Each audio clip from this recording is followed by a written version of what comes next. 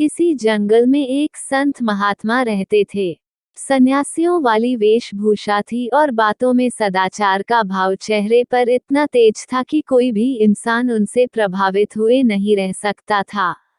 एक बार जंगल में शहर का एक व्यक्ति आया और वो जब महात्मा जी की झोपड़ी से होकर गुजरा तो देखा बहुत से लोग महात्मा जी के दर्शन करने आए हुए थे।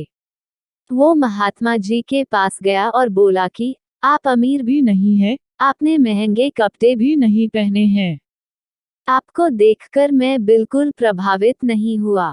फिर ये इतने सारे लोग आपके दर्शन करने क्यों आते हैं? महात्मा जी ने उस व्यक्ति को अपनी एक अंगूठी उतार के दी और कहा कि आप इसे बाजार में बेच कर आएं और इसके बदले एक सोने माला लेकर आना।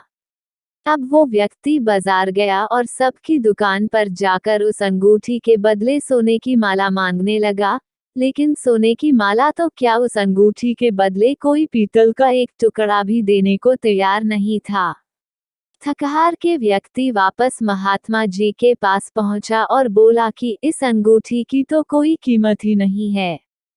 महात्मा जी मुस्कुराए और बोले कि अब इस अंगूठी को पीछे वाली एक गली में सुनार की दुकान पर ले जाओ। व्यक्ति जब सुनार की दुकान पर गया तो सुनार ने एक माला नहीं बल्कि 5 माला अंगूठी के बदले देने को कहा।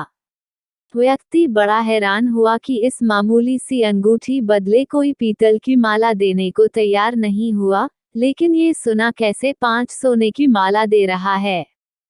व्यक्ति वापस महात्मा जी के पास गया और उनको सारी बातें बताईं। महात्मा जी बोले कि चीजें जैसी ऊपर से दिखती हैं, अंदर से वैसी नहीं होती। ये कोई मामूली अंगूठी नहीं है बल्कि ये एक हीरे की अंगूठी है, जिसकी पहचान केवल जौहरी सुनार ही कर सकता था। इसलिए वह 5 माला देने को तैयार हो गया। ठीक वैसे ही मेरी वेशभूषा को देखकर तुम मुझसे प्रभावित नहीं हुए, लेकिन ज्ञान का प्रकाश लोगों को मेरी ओर खींच लाता है। व्यक्ति महात्मा जी की बातें सुनकर बड़ा शर्मिंदा हुआ। कपड़ों से व्यक्ति की पहचान नहीं होती, बल्कि आचरण और ज्ञान से व्यक्ति की पहचान होती है।